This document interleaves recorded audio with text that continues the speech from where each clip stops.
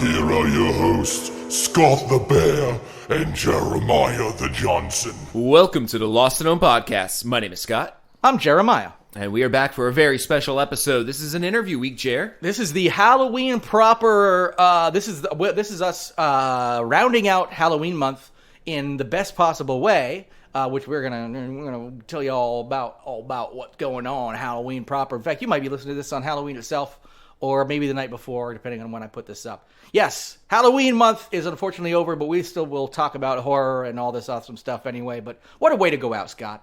Yeah, we more than teased who the guest is. We flat out said it, I think, a week ago, or maybe 2 weeks ago. Remember when I teased you by fucking you? So we do have James Jude Courtney on the show, Michael Myers from Halloween Kills, and What's the last one going to be Halloween called? Ends. Halloween Ends. Yes, which is, I believe, commences, I don't think we talked about much of that because it hasn't commenced shooting, but I know it's supposed to in January of 2022. Last I checked, that was according to David Gordon Green as of August of 2021. So, I mean, that obviously could change. Who the heck knows what's going on with everything? But we're supposed to get Halloween Ends for next Halloween. Perfect. And we hopefully will be talking to Mr. James Jude Courtney for a third time, round out the trilogy proper. Hopefully. Now, the show proper itself is a show about weird news stories, and we take those weird news stories and we twist them into content, whether it's movie ideas, comic book ideas, TV series. It doesn't matter what it is. We generate new content out of the wacky and the weird in the world of news. Yeah. But when we don't do that, we do interviews, which is what you're getting this week after we give you our spooky movie picks for the week. That's right. I'm going to actually start off with a movie I decided to rent because I'd been waiting for it for a long time. It's called The Night House. It dropped, I don't know, probably not even a month ago on various VOD platforms, and it was definitely worth the wait and worth the money. It was the by the director, David Bruckner, who also directed one of my favorite Netflix original horror movies, The Ritual, and written by the two people, I can't remember their names right now, but the two people who wrote the movie Super Dark Times, which was one of my favorite movies of the time when that came out as a really good, almost like true crime thriller. Both are really great movies. Amazing. So I was like, I heard these three people were doing a movie together, and I was like, okay, that could be awesome, but I don't want to get my hopes up too high. This matched my expectations. It's a little bit occult. It's a little bit cosmic. It's a little bit haunted house, and it is all bit. I actually legit got creeped out. It's a lot of great atmosphere.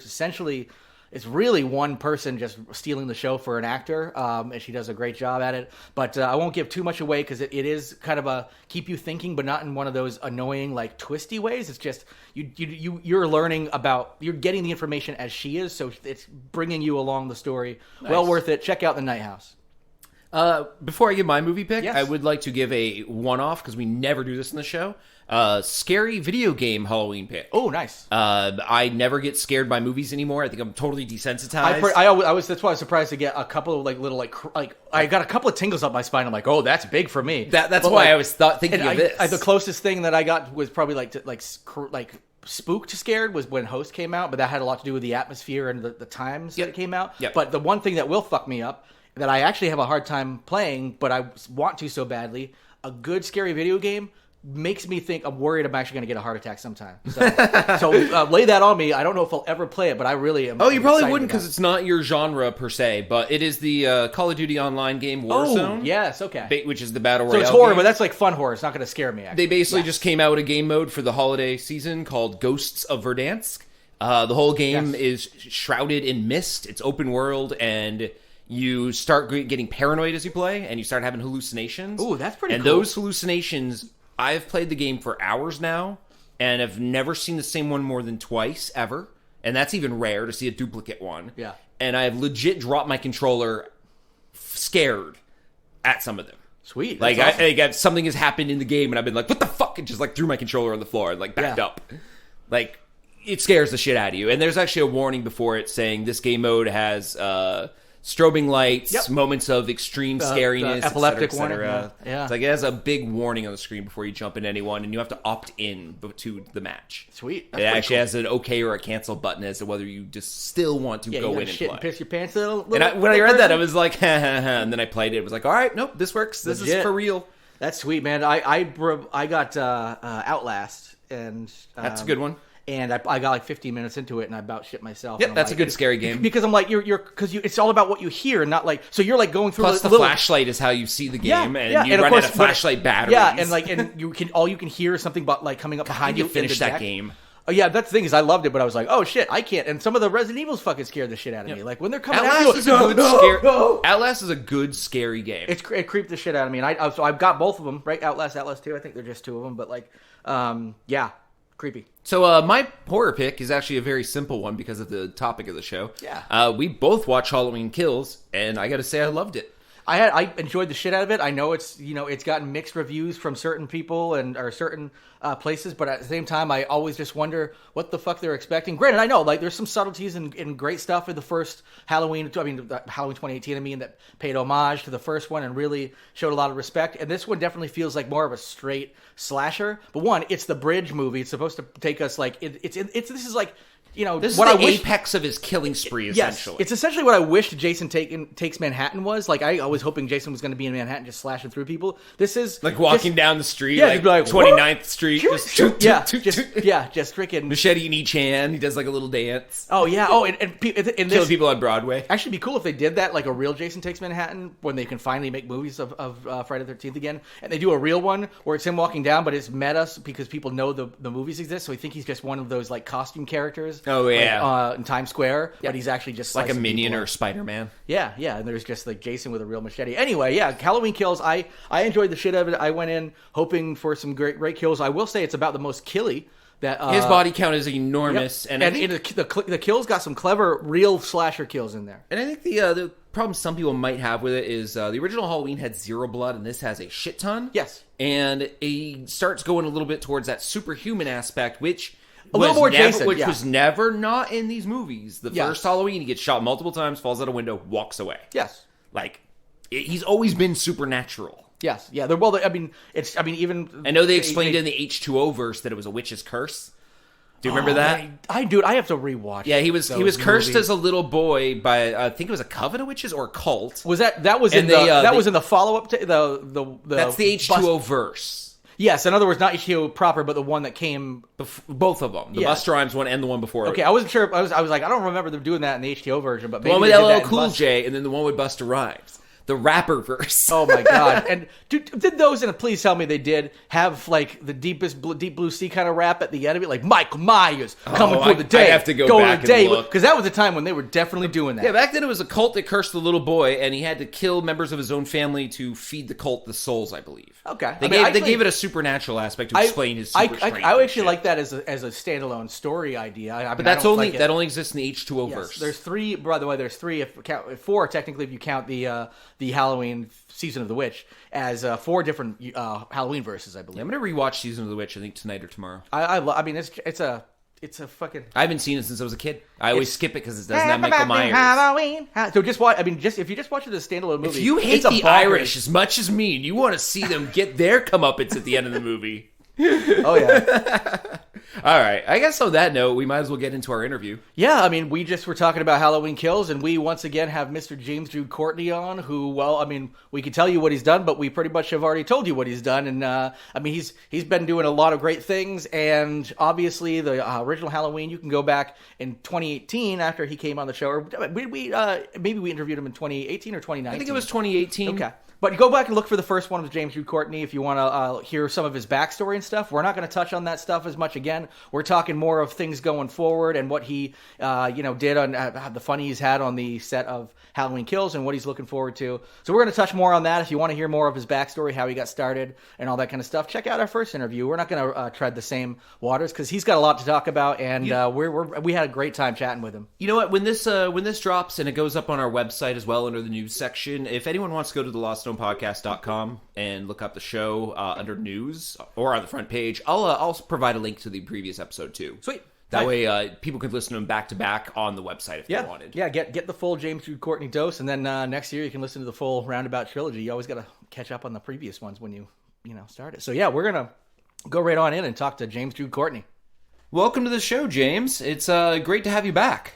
Great to be back, guys. I hope you're doing well after the craziness of all this pandemic. Yeah, we're actually going to touch on some of that because obviously some things have changed since the last time we chatted. No, yeah, we last chatted to you, of course. People who may be listening to us for the first time or just listening to this, or discovering who you are for the first time based on this podcast. You took over the role of the Shape in the Halloween, I don't want to call it a reboot because it was a direct sequel to the original, in 2018. And of course, some things put some release dates on hold. But you are back for Halloween Kills, of course. And we've watched the movie. We absolutely love it. And we are so happy that you were able to come back for this second installment to chat about a lot of the things that has gone on in the world today, for sure. Oh, yeah. It's super excited. I mean, we actually, when we were going to release Halloween Kills last fall, we were all involved in conference calls with David Gordon Green and Ryan Freeman from Trancas and Ryan Turek from Blumhouse, and we all unanimously agreed to hold off on the release. I mean, we didn't want people getting sick. We didn't want people jeopardizing their health. We didn't know the severity of the pandemic at that point, but we knew that so there were a lot of unknowables, and we really felt that waiting a year was going to be in the best interest of everybody at heart. Yeah, and we were definitely going to touch on that as well because one of the things I was curious about is how unanimous of a decision it was, because a lot of the press I've read has definitely been about Blumhouse broaching the different the topic on with different companies, and specifically I believe it was Universal, NBC, all the Peacock app that it launched on.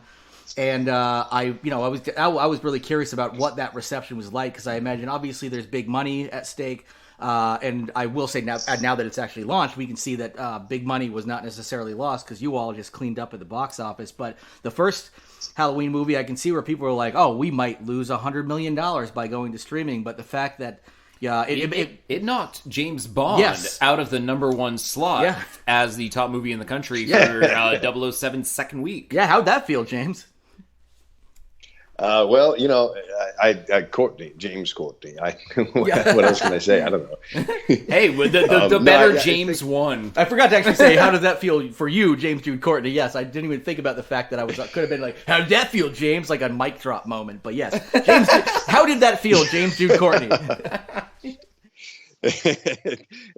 Honestly,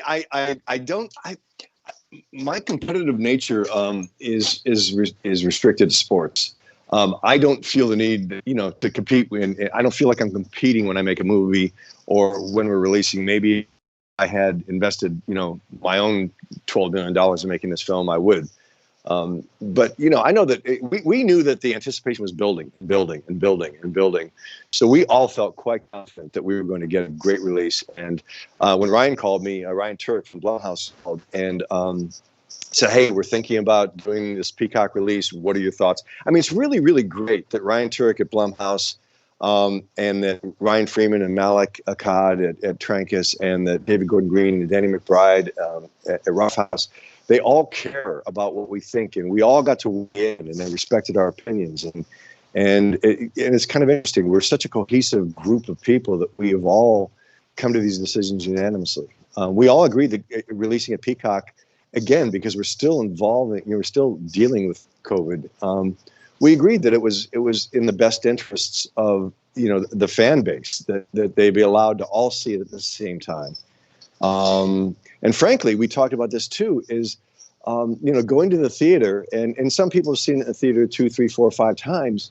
But for other people, seeing it in the theater, getting the experience of the big screen and the audience, and then going home and watching it, streaming it, and looking for all the Easter eggs that David Gordon Green put in there was a really, really good idea. Yeah. Yep.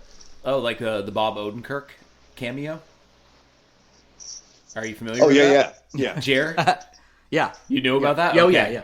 I mean, I looked online and I didn't catch it myself. Oh, no, I did not catch that in the movie when I was watching it, but after I read about it, I was like, oh, that's kind of cool. I'm not nearly clever enough. It is good to hear that you all, that there were, because when the second there is big money interest at heart, you start worrying about what people, put like public safety or where they prioritize public safety. I would say one of the things I was curious about even more now that you brought it up, and this is completely off topic from what you just mentioned, and we will get back to, we love tangents here.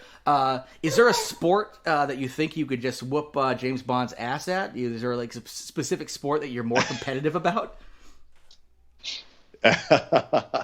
Well, on a football field, I'd whip his ass. Oh, yeah? Come on. You hear that, Daniel Craig? The dude plays soccer. Yeah, I think you're a larger man than Daniel Craig, that's for sure. So I think you could take. Well, him. yeah, and it's funny because my life partner Sarah, she went to rugby. She went to the boarding school rugby in England, and so she and I had this constant debate about American football versus rugby and which one is tougher. And I keep trying to explain to her it's different.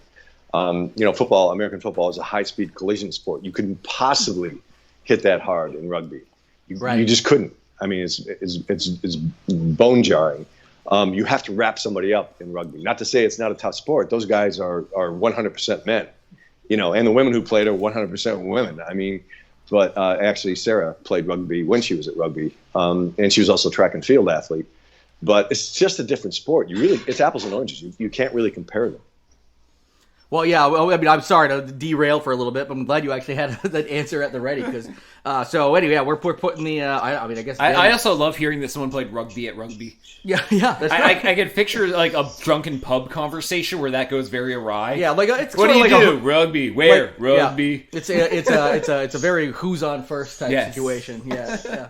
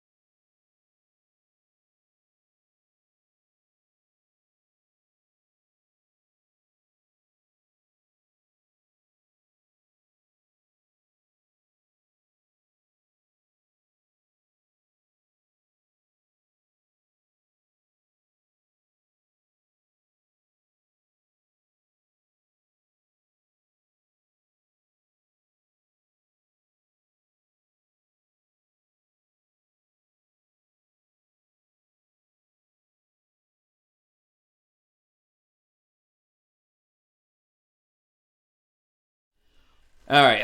What was the biggest difference you saw between filming Halloween Kills as opposed to the previous iteration? Were there any differences in how you approached it and or how it was filmed? Because this one was a little more intensive with action, a little more intensive with what I would call body work. You literally picked people up over your head in this film. Yeah, You were much more physical. Much more physical. Well, I was prepared for that. I showed up in the exact same spiritual place that I was when I started 2018. It's really one big film. I mean, Halloween 2018 and Halloween Kills is just one 4-hour film. So it's just the continuation of the same night. So basically showing up and, I was in the exact same, the characters in me. It's nothing I have to think about. The action, was, much more intense, and it was a different stunt coordinator. It was Aaron Armstrong this time, who was, I think, the best guy for the job. He came in with previses, which means he shot every action sequence on a red camera with stunt people, with special effects, guns, blown out windows, blood. He set up everything, and then he showed those previses, and Tim Alverson, the amazing editor that we have on both those films, said they were the best previses he'd ever seen. So we knew ahead of time what we were going to shoot. David Gordon Green essentially used that choreography, blow for blow. And then, of course, it was just working out, the blocking and the cameras and the angles and the lighting and all that crazy stuff that we have to do. And it's really intricate. And Aaron brought with him a team of just incredibly talented stunt people. They did bring in a double for me, just in case. And his name is Doug Tate, excellent actor and stuntman. And there's one particular scene where they did use him because it was the middle of the show. And I was going to, I climb up on top of the SUV, the Suburban, and everything on top of the Suburban is me. But getting up on it and then jumping off was Doug, because they couldn't afford to lose me in the middle of the show, and a sprained ankle or sprained knee would have inhibited my ability to do what I do. And sure enough, Doug jumped off the Suburban and landed on a dolly track and sprained his ankle. Doug saved the show, man. Wow, that's some good foresight. Yeah, there. yeah. I get that's just preparation, and oh my God, yeah, that is just some. You hear that, Tom Cruise? Stop grabbing planes. Yeah, come on, man. Yeah, no, dude. Let me tell you, I worked with Tom Cruise on Far and Away, and that man does his own stunts, and he's brilliant. He's an incredible athlete. He's still jumping on planes. We worked with him. I know, right? The guy is just. He's the consummate professional. I've got to say, my experience with Tom Cruise was nothing but absolute perfection. I have a amount of respect for that man. What did you do on Far and Away? I was one of the bare-knuckled fighters. Oh, okay. Yeah, you weren't hired. You just showed up and started fighting people. Yeah. Yeah, what are you going to give me a buck? I'll fight. Hey, Tom Cruise, you pretty boy. Come on. Let's see what you got. Yeah, actually, in that show, we rehearsed for a month ahead of time. Wow. Tom had no fight experience, and really, I mean, when we started, he couldn't fight his way out of a wet paper bag. But every day when we started slowly, each of us, the fighters, weighed in on teaching him how to fight. And Joe Brown, the great old, Joe Brown was the technical advisor. Joe Brown's father was a bare-knuckle fighter back in the day. Joe Brown was Rocky Marciano's sparring partner for 7 of his 8 title fights. Oh, he's seen some. She's been in the shit. That's for sure. Yeah. Wow. Oh, dude, right? And actually, Rocky Marciano said that Joe Brown was the hardest hitting man he'd ever fought. Wow. The Hoods tried to make him the next Great White Hope, but he saw where all Rocky Marciano's money went, and he said no. He kept fighting smokers in Cuba and South America, and so when I got on set, it was kind of funny. I showed up late because I had another show that I hadn't wrapped yet. And, so everybody had been in the ring with Joe, and they said, "Hey, Jimmy, step in with Joe." And I was like, "Yeah." So the guy's in his 60s now. I'm in my 60s now. I didn't understand then. I was young and in my 30s. And so I threw a few jabs out there, and he goes, "Oh, come on, Jimmy, you can throw better than that." And I was like, "All right, you old dog, I'm going to knock your ass out." And I threw hard on him, man. He slipped a punch and hit me with a heart punch that just my whole body took a shit. I mean, that guy hit me so doggone. It was like a mule kicking me, man. I bought him a steak that night. I bought him a steak dinner. Yup. Heart punch and bought a mistake. That's when you were definitely owned by a master for sure. Yeah, that's great, man. Yeah, that's great. Like it definitely shows that you're in peak physical form in this film. Like literally, my wife and I, when we were watching it together, we watched it actually at home on Peacock. Likewise, yeah. And we were watching some of those scenes where you literally were picking people up and like eviscerating them, and we both commented as we watched that, like, this is a slight departure for Michael Myers in that he's got superhuman strength, it feels like. But then we both backed up and we paused the movie and we talked about it for a second and we realized that, like, the original John Carpenter Halloween, he shot, like, 6 times and falls out of a second-story window and then just walks away. Well, and actually, I will say... So he's always had the super strength. Which was one of the other things I liked about this, and I'll let you go back to your point in a second, is there, even though the second Halloween technically doesn't exist in this universe, the sake of them just picking up where it left off in Halloween 2, the original Halloween 2, redoing is the exact, Halloween 2, yes, kind of. Is exactly the same thing where it picks up where the first movie left off. Anyway, yeah, sorry, I just hijacked your point there. No, just I was trying to think about previous people who played Michael Myers when seeing that scene and how they've done different iterations. Like I know in the H2O universe, if you will, the MCU of Halloween has the H2O verse. Well, which actually I didn't realize. You sent me an infographic, Scott, showing that the timelines. had that there are multiple timelines. Obviously, the Rob Zombie Halloweens, but there are multiple timelines. I didn't realize because I saw H2O when I was 20 years old. Yeah, or something. but in that universe, like he kickboxes Busta Rhymes, and in other universes, like he basically can be shot over and over and over and survive it like a walking tank. And these are famous actors like Kane Hodder who did this, and I was just curious if you had any inputs or thought onto how they did shift the character into being the classic Michael Myers that's a superhuman, and how you felt the new superhuman version that exists now on the screen compares to the older versions like the previous actors who played him. Yeah. Well, I think the idea is there is no comparison. In our universe, there is no such thing. It's referred to as urban myth. Everything after Halloween 1978, although I do think you guys are right. I think they paid tribute to Rick Rosenthal's sequel. And Rick Rosenthal is a remarkably talented director. So they paid Dick Warlock played the Shape in the second one. And he also is a very, very talented, deeply spiritual actor and stuntman, primarily a stuntman, but has, like myself and a few others, really, really deep acting chops. And a lot of people don't realize that, the suits at the executives at Universal Studios, might say, you just throw a mask on a stuntman, anybody can do it. But, ask David Gordon Green or Jamie Lee Curtis, and they'll tell you, no. In fact, Jamie called me. She called me right before. We had agreed not to talk. Jamie and I agreed not to talk in earnest until the end, until we shoot Halloween Ends and we're wrapped, and then we'll sit down and we'll have dinner, and we'll, because we have very similar ideologies in terms of, our worldview. And we had agreed not to talk, but before she went to Venice, because the film premiered at the Venice Film Festival, she called and was just incredibly complimentary of my work and what I brought to the character, the gravitas I brought to the set. I think that, you have to look at David Gordon Green and Danny McBride. They have such incredible vision. They have such an incredible understanding of mythology and the human condition. And, so the work that we did based on what David and Danny created, I think was a natural progression for a being that has been locked down for 40 years and fermenting and it was just ready to boil over. Yeah. I like that. Well said. So yeah. I think that, I think it was a natural progression if you really look at it. Now, you mentioned that the original Halloween 2 had, what was the actor's name who played Michael Myers in Halloween 2?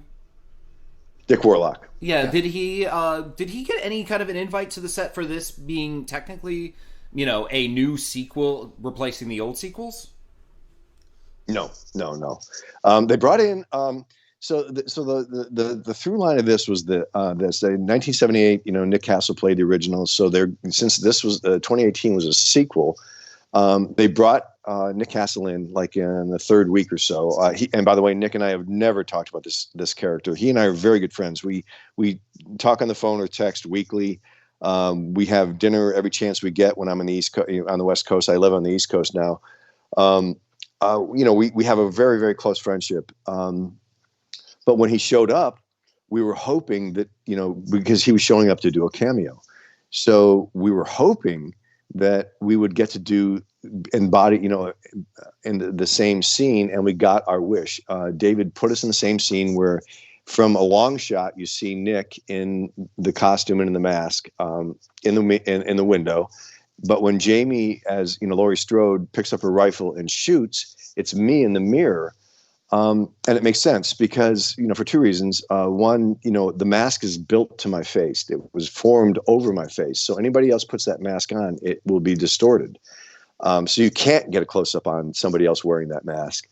And the second thing is, when we shot the mirror out, the special effects master, Heath Hood, who's brilliant, he was about 2 feet behind me and shot the projectile into the mirror at about 6 inches from my head. It whizzed past I could hear it. I could hear the whistle.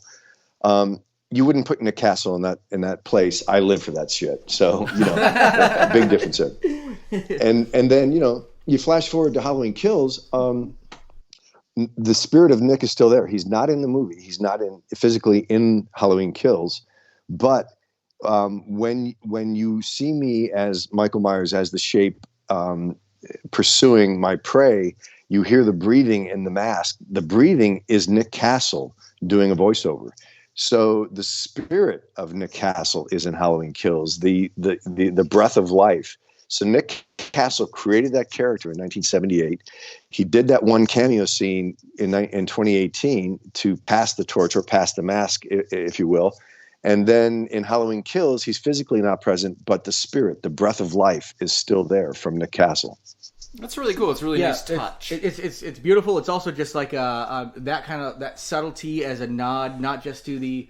I think that speaks to the respect of getting people like David Gordon Green, to come on and really appreciate the nuance and having fans essentially write and direct the movie. They're like, I would want this. This needs to go in there. And I don't know if that was their decision or not, but it just seems like there are so many people surrounding this movie that absolutely loved and respected the original, where they're like, listen, it's going to make a buttload of money. That's going to be awesome. That's great. But we are going to also make sure that these fans who have been there since, I can't say I was there since 1978, but the 1978 version that I saw when I was probably 10 years old in 1990 or whatever, has been a part of my heart and one of the most important franchises of my horror life, which is just my life. My life is horror. Yeah, not in a negative way. Sorry, my life is horror. Yeah. Our fandom knows no bounds when it comes to horror. Yes, absolutely. So, to have other people be willing to notice that and paying that respect. And I love those little details. That takes time. That takes time getting another human being involved. Also making sure that they don't feel like they're slighted by not, being involved in this movie. Just be like, hey, man, we're moving on. It's not you anymore, you old bastard, But no, this is I knowing that now. I want to go back and rewatch the movie just with that in mind. It adds to the rewatchability, adds to the respect of the directors, the actors, the writers, everybody involved, and I think so many people coming on are just fans of the Halloween franchise from the get-go, or maybe from the 90s or whatever, and they're going to appreciate that kind of thing. And I love that attention to detail, and I love that they did that. Well, and that comes from first of all, the respect for the franchise that David Gordon Green and Danny McBride have, but also, so they're fans. So that's where all the Easter eggs come in, all the references, the subtle references, and sometimes overt references to the other films that we consider mythology. So the little Easter eggs for the true Halloween fans, for the true horror fans, they're all over the place in 2018 and in Kills, which again goes back to David's respect for the franchise and his immense respect for the fans. It's he really, really cares. I'm actually wondering now if I went back and watched it like they do, it's Halloween. So I'm wondering if there's ever a mask from Halloween 3, the one Halloween movie that didn't have Michael Myers. If there's one of those evil mind control masks hidden within a scene. Happy Halloween. I'm sorry, I'm going to that stuck in everybody's head now. The Halloween movie where evil Irish CEOs try to use Stonehenge against kids. Yeah. Classic Michael Myers. Although during that entire movie, they did play ads and play the movie Halloween. Yes, it was on TV. And I will say, the way that I stand up for that Halloween 3, to get off on another tangent, is that is actually probably the first Halloween, other than the first Halloween, to have actually followed John Carpenter's vision of what he wanted that Halloween, not franchise, but anthology series to be. Yeah. Granted, I am very happy it turned out the way that it did, because I am very happy that we have this new Halloween, and we had all the creative. If there was an Ant-Man... I'm okay with even the H2O universe with Busta Rhymes, Kickbox, and Michael Myers, and I'm going to bring that up every time I get a chance to. Because first of all, because I definitely want to see James Jude Courtney fight Busta Rhymes. So it'd be great if we could have a replay. If we could just have a replay of that, something like, hey, those 4 people that remember this happened? We're going to do this. We'll have to start an online petition to get Busta Rhymes to be in the last Halloween Ends. Yeah, we've got 3 people. James Jude Courtney, Scott Bair, and Jeremiah Johnson have all signed the petition, and oddly enough, that's enough.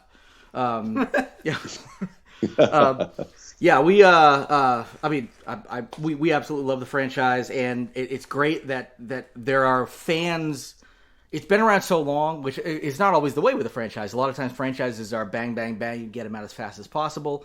But when you actually are, when they allow essentially fans from the get-go to then come aboard and recreate the franchise or reboot the franchise, and in this case, create a direct sequel to the very first of the franchise, it's very refreshing to know that they're there for us because they are one of us. And as a fan, I can say that wholeheartedly. Oh man, I got to tell you, everybody on that set has a Halloween story. Everybody who worked on that set. I mean, every department, every single department, somebody was affected by the original Halloween some way. And usually there's stories of kids peeing in beds and, all kinds of crazy stuff. And David Gordon Green was one of those kids. I mean, he was not allowed to watch the film when he was too young, but he ended up spending the night at a friend's house with a bunch of other kids. And they watched Halloween, and he was so scared his dad had to come get him. All right. I'm gonna shift gears on you a little bit here. This next question is kind of breaking from the mold of what we talked about before. It's based on another interview you did, and this is a very famous interview. It's TMZ, and it has made the rounds that you said you took inspiration for your character by living with a hitman and living in a psych ward for a little bit with people who had killed. And basically, everywhere I've looked, and I've done some wicked digging, I haven't been able to really get a lot of expansion on that. No corroboration, no expansion other than the initial? Well, basically, I want details. That's we're looking for the dirty, deep details. I'm not looking for names. I don't want to out anyone. But, for instance, living within the psych community, can you just expand on that a little bit for us? Sure. It was my very first film. It was initially called Breakdown. Paul Winters directed it. He's still a very, very dear friend. In fact, we have a project that we're working on together as we speak. So it was our first film. None of us knew what we were doing. And the film probably reflects that to some degree. It was called Breakdown. And then it was a Canon film. And so when Menachem Golan saw it, at that time, there were a bunch of rash of freeway killings in Los Angeles. He saw me driving. I killed a semi-truck driver and stole his truck. And he said, freeway maniac. It's a freeway maniac. And there's no freeway in it, but that's Menachem Golan. So when we were preparing to do the film, Paul had arranged for me to stay in a psych ward, in a lockdown psych ward with paranoid schizophrenics who had committed murder. So I had an orderly there with me, instructing me. I had a psychiatrist explaining to me what was going on. And basically I got to sit with, my favorite was a guy who was a paranoid schizophrenic. He was in college. He felt like he was being electrocuted, like electroshocked. And every time he was shocked in his mind, he was told to go kill his grandmother. So he went over to his grandmother's house, and while she was cooking him a chicken sandwich, he stabbed her 17 times. I mean, he's, my kind of guy. So, I sat there and had these conversations with these guys and sort of got in their heads. So, it was a valuable experience. I carried it with me. I have very clear memory of lots of it. It was a really, really cool thing to do in terms of character study. Oh, so they basically you were allowed to go in for like day trips essentially and be like supervised with them? Yeah, but I was there. I mean, I was there pretty much 24/7. I barely left. I got to sleep in a cell. I mean, it was with steel doors. I got to have the whole experience.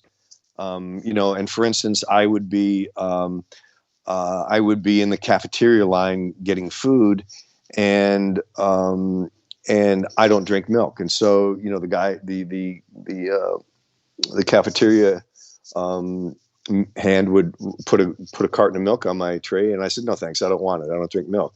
And the orderly comes up behind me and says, no, what you would do is you would take the milk, but because you don't want it, you'd walk over to one of those guys and spill it on his head. And so, I started learning how the passive aggressive nature of these psychopathic killers works. At another point, by that time, I had been schooled by these people. At another point, a particularly aggressive inmate came over and he put his he stepped on my foot. And by that time, I had learned. So he walked away and stared at me. I walked over and stomped on his foot. And then, so what we did is we were establishing who the alpha in the ward was. And so that process taught me, much about the processes that go on in the mind of a psychopathic killer or a paranoid schizophrenic. So, it was a very, very valuable lesson. That's a hell of a character study, man. That's a lot of work to do. And I mean, Yeah. it sounds a Wow. lot. It sounds not unlike what they say about the prison system or anything like that, where you're if you're secluded with a bunch of people, where there is this, especially a bunch of males, where there is a very alpha beta relationship where you kind of need to again go in. You like stab the biggest guy in the prison, even if it gets you in solitary. And I'm guessing in these kind of situations, it's got to be the same. Hopefully not the same on a movie set when you actually go and apply this to a movie. But who knows what I don't know what actors. I mean, I don't know what you had to do. I mean, you already bare knuckle boxed Tom Cruise in this episode, so I don't know what else you got. But, I have to say thank you very much for the detail. I was curious about that. Yeah. My wife personally, she works for a very small. We're in Vermont, so everything's small here. Everything's small, yeah. But a small, Penises especially, sorry. a small psych lockdown facility where she's one of the people in charge. Well, not in charge, but in charge of the people around her when she's you always Yes. have to be in charge if you work at one of those places. My mother worked at one of those places as well, and it's a couple of those places. It's harrowing. And I hear little stories. She came back with bruises, and it comes over the story she's not allowed to tell for legal purposes, and it's you have to. I mean, it's. My wife does the night shift. I drop her off at 7 and 9, pick her up at 7 in the morning. So she's a different person. She's very awake when I pick her up at 7 a.m. That's right. Yeah, her foot's been stomped on. We got to give her James Jude Courtney's advice of just step on that motherfucker's foot. That's all there is to it. Yeah, or spill milk over his head. Something, man. I don't like milk. Bam. Then, it's good.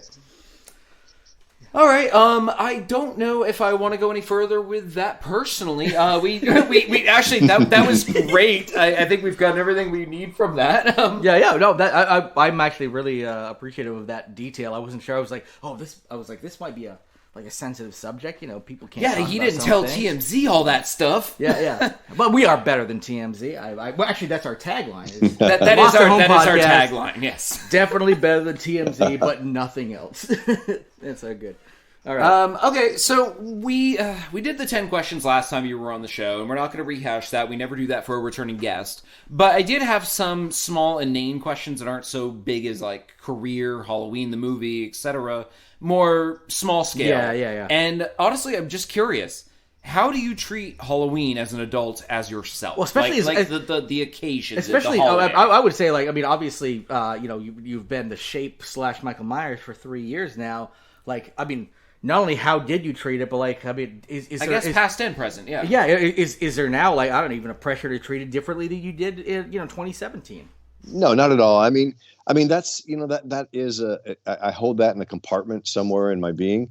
It's what I do. It's my profession, and I leave it. I leave my work at the workplace. So there's I don't carry it with me, which has actually kept me sane because.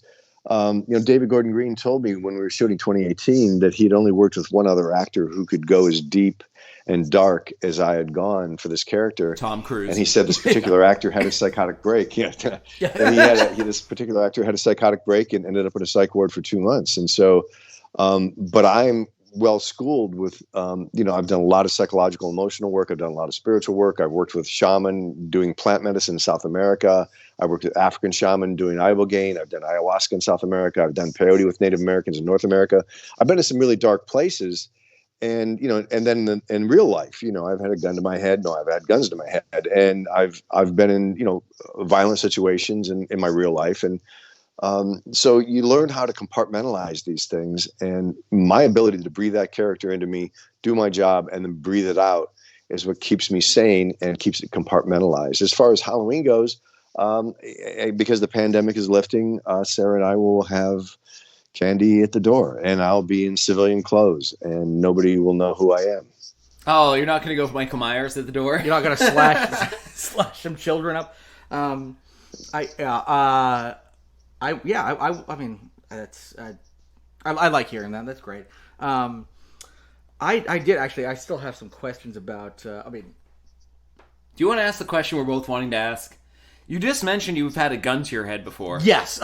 What I was gonna say is that, James, it's the elephant with the smoking gun in the room. James, you dropped so much shit in that 13 seconds.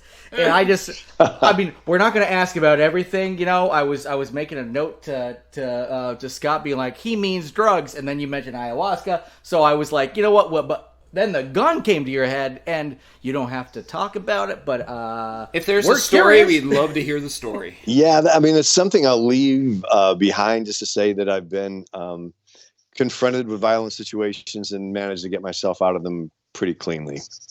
I do actually have another Halloween specific filming specific question here, because we have at least, I mean, maybe I need some more updated information, but as of August, it was noted that I believe Halloween Ends is going to, I believe, shoot in January of 2022. Yes, it is. And I know that there's been talks about like whether, and this actually goes back also. I guess the first question I would have is, were there many changes between? Because I know that Halloween 2018 came out, and there was talk about shooting Halloween Kills and Ends back to back and writing them back to back. But I know that the scripts were written. How many changes were maybe done that you were unaware of between Halloween 2018 and Halloween Kills? And whether or not you expect that kind of change, like, do you know what's going on? You don't have to tell us. I'm not going to be like, yo, give us some spoilers. NDAs and such. Yes, yeah. We're not expecting that out of this. We just want to like have your time. But are you expecting a lot of changes between because based on the specific reception of Halloween Kills, of whether or not McBride and Green are going to go back and like revise things, or do you think that like what you've seen is going to be what you get when you jump back in, hopefully in 2022? Well, David and I agreed to wait until the Halloween Ends script was 90% complete, because scripts are always, it's a living, breathing being. It's always morphing. It's always shifting and changing. And David will rewrite something right on the day, right in the moment. He'll not like something. He'll pull out his laptop and just tap out a new scene with input from the people he's working with, myself included. Because of the nature of how I work with this particular character, I don't want to know too much. I want to know the parameters of the sandbox. I want to know what we're doing. Since I don't have to memorize lines, I want to stay deep in the integrity of the character that I've created. So when it came time for Halloween Kills, it was a few months before we shot it. David sent me a script. We talked about it, and then we let it lie. And David, so we're shooting in January. David probably sent me the script 2 months ago, and knowing that it was about at 80% or so. So I know the parameters of what we're dealing with. I would say if you look at the trajectory, the arc of this story that David and Danny have created, the one thing I have to say is trust DGG, trust David. The man's vision is impeccable, and so he's going to bring things in the way he did for Halloween Kills. The trajectory is going to be different. It's going to flesh out areas that you might not expect. And Andy Matichek and I have talked about this. I've played team sports, football and basketball, and Andy was a D1 scholarship athlete. She played soccer. Her dad played for the Pittsburgh Steelers.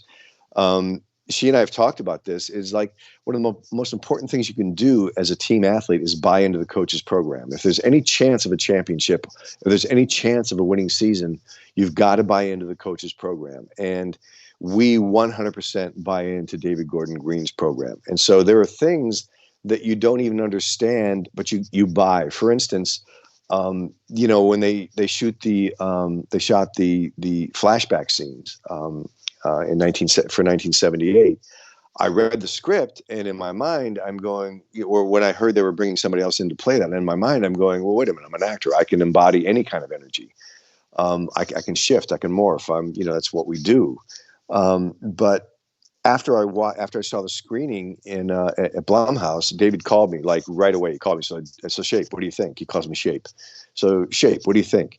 And we had this long talk, and I said, I had this question as to why you had somebody other than myself play that role.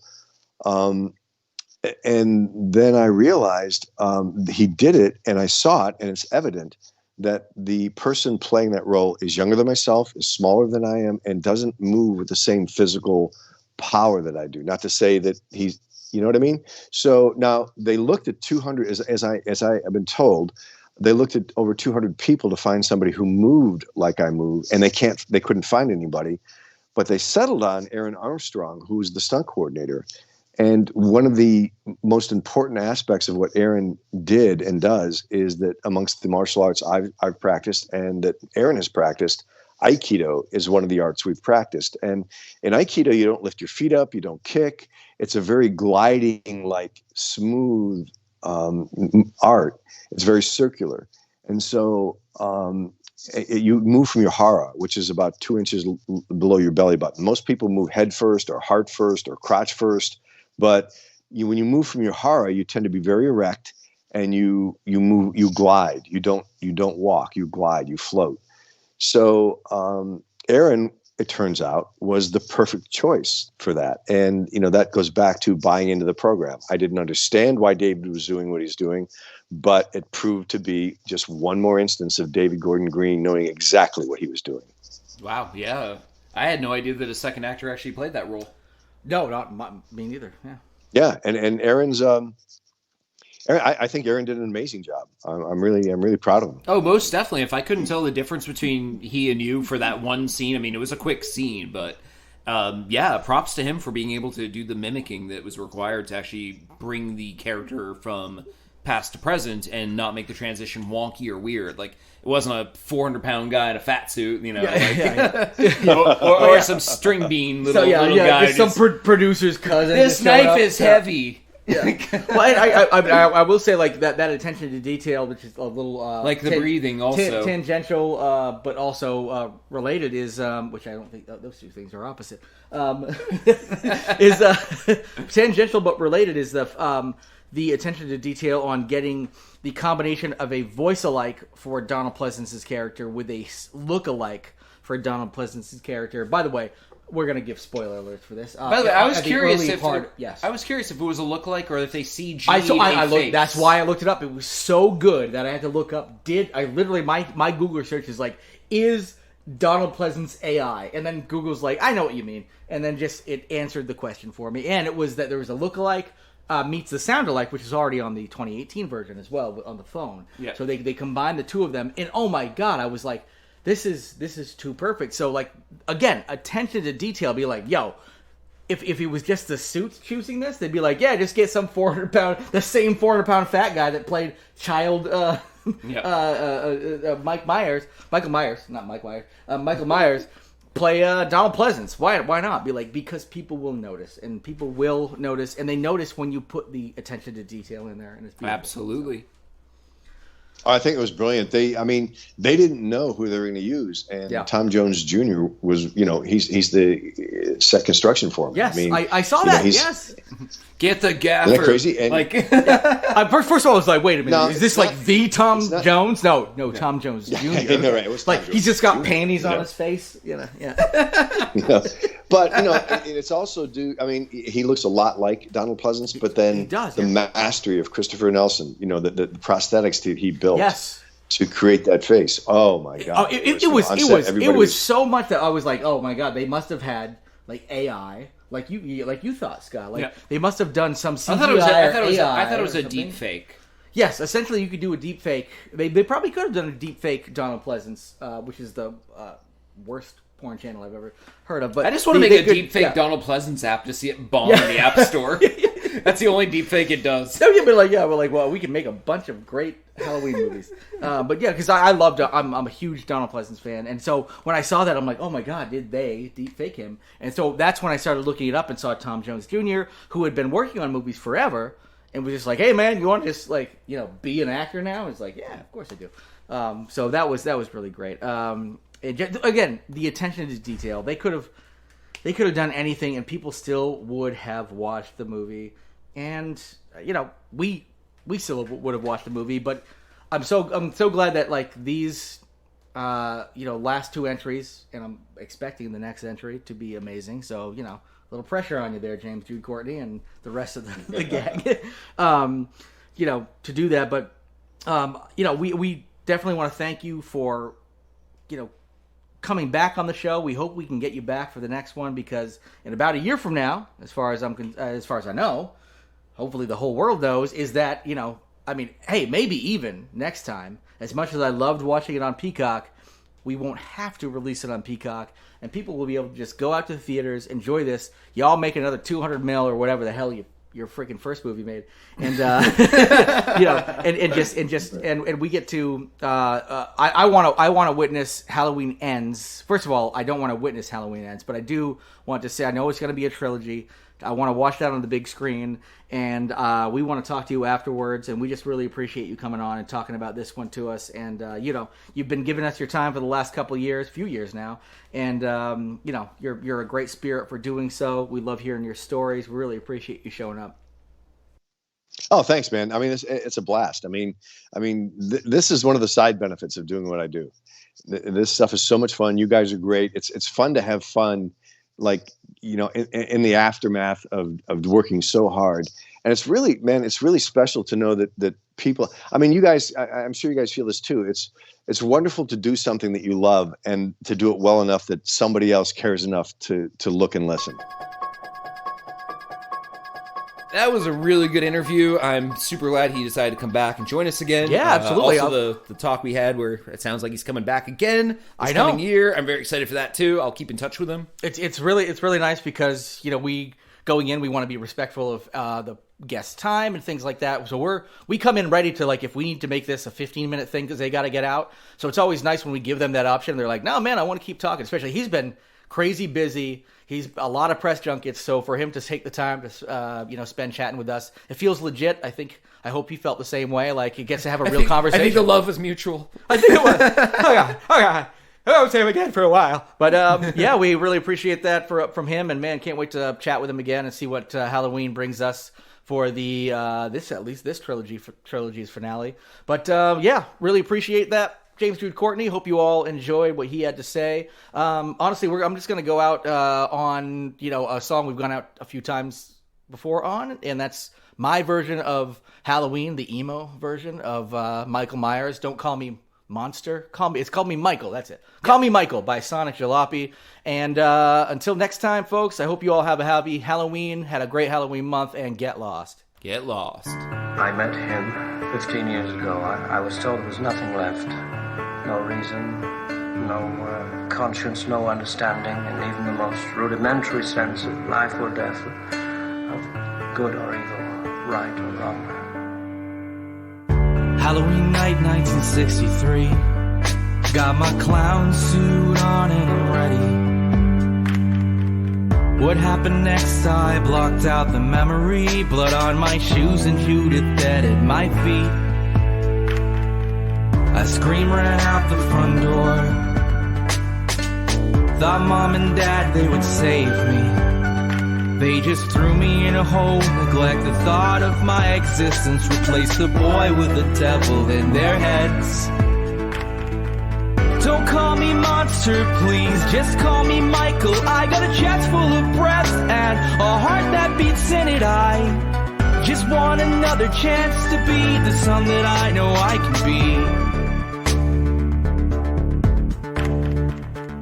15 years filled with darkness. 15 birthdays without a family. If there's a devil inside, it was fashioned by your hands. Time robbed my youth of a soul and my humanity.